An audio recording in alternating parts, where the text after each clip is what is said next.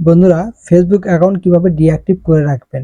আপনার যদি অনেকগুলো ফেসবুক অ্যাকাউন্ট থেকে থাকে এবং আপনি চাইছেন যে কয়েকটি অ্যাকাউন্ট ডিঅ্যাক্টিভ করে রাখবেন কিছু দিনের জন্য, তো আপনি এই অপশনটি কিভাবে বের করবেন এবং কিভাবে ডিঅ্যাক্টিভ করবেন আপনার ফেসবুক প্রোফাইলগুলো। তবে চলুন কথা না বাড়িয়ে শুরু করি।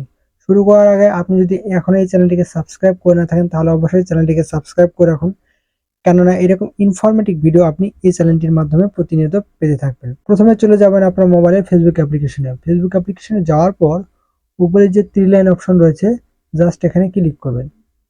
এখানে ক্লিক করার পর সেটিংস নামে যে অপশনটি রয়েছে, জাস্ট এখানে ক্লিক করবেন। এখানে ক্লিক করার পর আপনার সামনে এরকম একটা পেজ আসবে। তো এখানে দেখুন লেখা রয়েছে পাসওয়ার্ড অ্যান্ড সিকিউরিটি, জাস্ট এখানে ক্লিক করবেন।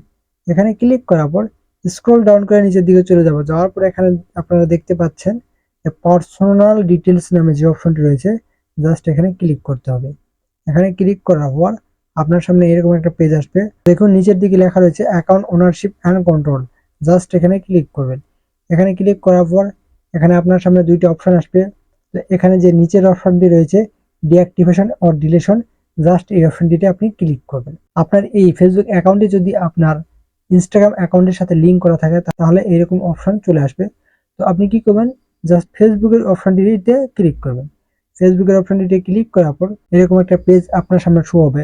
আপনি যেহেতু আপনার এই অ্যাকাউন্টটি কিছু দিনের জন্য ডিঅ্যাক্টিভ করতে যাচ্ছেন, সে কারণে প্রথমে যে অপশনটি রয়েছে জাস্ট এখানে ক্লিক করবেন, কেননা এখানে লেখা রয়েছে ডিঅ্যাক্টিভ অ্যাকাউন্ট।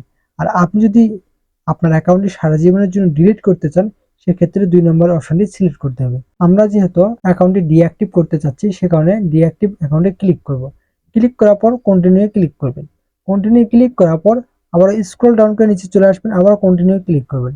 কন্টিনিউ ক্লিক করার পর এখানে পাসওয়ার্ডের অপশনটি চলে এসেছে আপনার সামনে।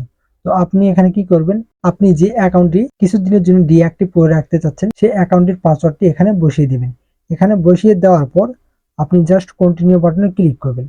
এই কন্টিনিউ বাটনে ক্লিক করলেই কিন্তু আপনার অ্যাকাউন্টটি কিছুদিনের জন্য ডিঅ্যাক্টিভ হয়ে যাবে। তো বন্ধুরা, ভিডিওটি যদি আপনাকে ভালো লেগে থাকে তাহলে অবশ্যই চ্যানেলটিকে সাবস্ক্রাইব করে ভিডিওটিতে একটা লাইক দিয়ে রাখুন এবং দেখা হবে নেক্সট ভিডিওতে।